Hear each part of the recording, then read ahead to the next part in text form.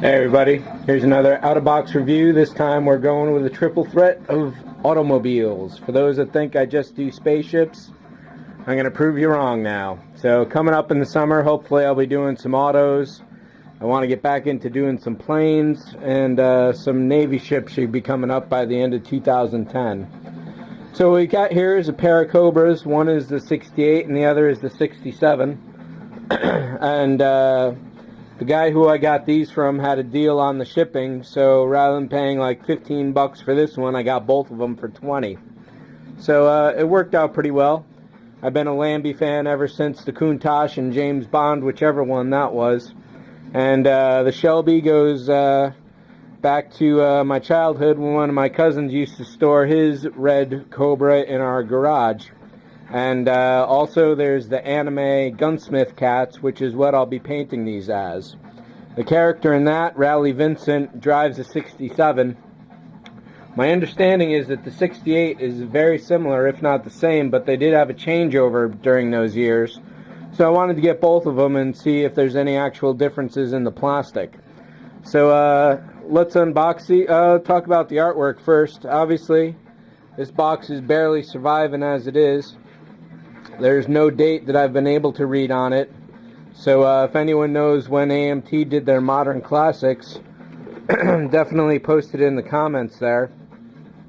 Some really funky artwork. And for those Star Trek fans, this Avanti right here was one of the inspirations for the Galileo shuttlecraft. I'm sure you can probably pretty much envision it just looking at this thing. So definitely a box that's barely holding together. Some nice painting. Over here, this is from 95, I think it said. Let's see if we got a contest we can enter here. Yeah, 1995, and the Lamby's in 98. So it looks like we get some glue and some paint in there. And looks like we got some trading cards going on too. Yeehaw. So I'll be throwing that out. So definitely some nice photos. The interesting thing about this is that here it says retouched photo of actual car. So presumably that means this is an actual Cobra and not the model. Whereas this is definitely a model. There's no way that's a real car. So that'd be kind of cheating if they're showing the real car instead of their kit. So let's pop them open and see what's up. Alright, so I want to try and get through this in a single 10-minute installment. So I'll concentrate on the Cobras first and finish off with the Lamborghini there. Definitely some bright plastic. Wow. So this is still sealed after however many years. So I'm going to guess that all the parts are here. Got a snake bite decal there with the GT 500. Two big sprue of silver parts. Though they got some yellow paint, or probably that's the original yellow plastic on the back side there, but all the front looks good. Looks like a really nice piece of grill work there. Single piece of clear plastic and 4 rubber tires. Over here on the 95 kit, we got 1 bag of typical plastic, individual headlights, and 2 pieces of glass. A much smaller sheet of silver, rubber tires, a nice touch, brake lights, collector's card, some white decals with a Shelby and GT 350 license plate. Those are looking nice. They haven't aged too badly. An instruction sheet, which the other one is missing. So let me lay these out. Here's a quick look at the directions. This is the way it's done. One massive, huge fold out. There's 14 different steps, it looks like. Really big illustrations, very easy to read. I'll probably be using this for when I build the 68 over there, because that didn't come with any directions at all. So a good 4 steps just for the engine alone.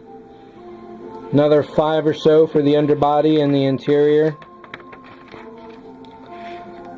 And then the final touches take up the remainder. Some regular standard safety notes, decal and color calls, And yeah, so let's get on to the kit itself.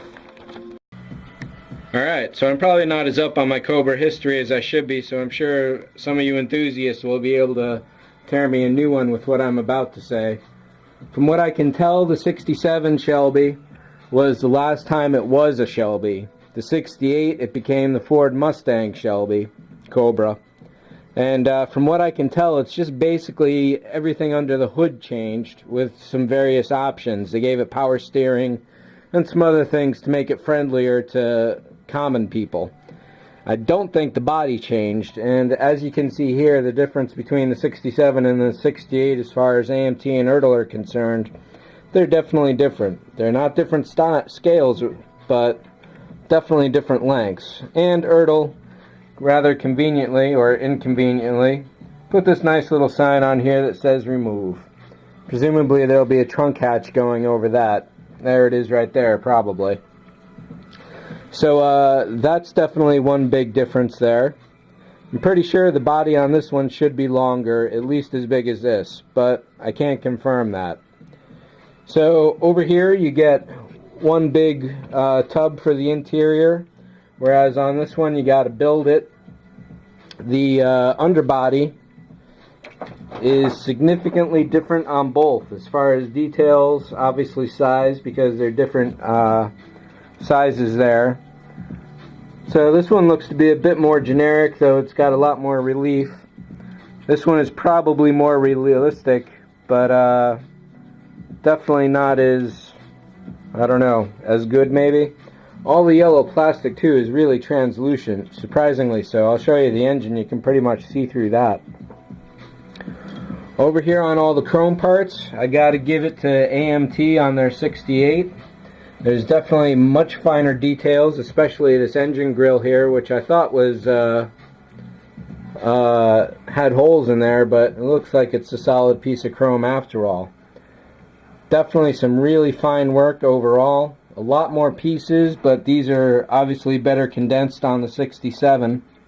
Over here with the tires, we've got Firestones for the 67 and Goodyears over on the 68. Over on the 67, we got this nice little red brake lights, but there's nothing like that over on this side.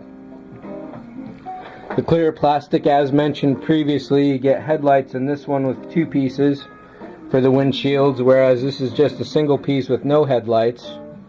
The headlights, here they are in silver. So that's not a great option, but that's the way it is, so that's the way it is. Now, the more I look at all these details on this, it's really, really fine job what they did. On both of the tires, they're both hollow on the insides to insert the rims. And again, I give the better rims to the AMT kit here with 68. I'll show you this engine, for example. Well, maybe you can't quite see through it as easily as you can in person, but it's definitely translucent. It's pretty cheap plastic. But around the mid-70s, AMT, when they started to go bankrupt, I guess is what happened, they just started recycling every little piece of plastic they could, and consequently their kits got a lot cheaper overall. So over here on the ERTL 67, definitely some nice engine details. Over here, apart from the cheap plastic, definitely a lot less engine details overall. Let's see, do we get a fan? Oh, no radiator fan, no engine belt. There's the transmission part of it. So I could definitely spend a while looking over all these parts, identifying what goes where. So it's a nice front end on this, but I definitely like the chrome pieces over there better. Especially for the underbody. I gotta give that underbody definitely the better one. I guess overall, I really gotta say the 68 is the better kit. However, the difference could be that ERTL in 95 and AMT back in, what, 72, 75, somewhere in there, they were obviously had different strategies. They were going for different kinds of markets at the time, most likely. ERTL, it looks like they had to have redeveloped the entire kit, so they threw out these original molds, which is definitely an expensive process. So why they might so radically change it rather than just reuse the old ones, I don't know. So one of these is inaccurate as far as the size and all the details, or at least is kind of close. Either way, I'll be building them up straight out of the box. One of them I'll probably build the engine for, the other one I'll keep the parts for Greeblies, because there's definitely some nice parts going on as far as Greeblies go. So that's it for these guys. Let's go out with a bang on the Lamborghini.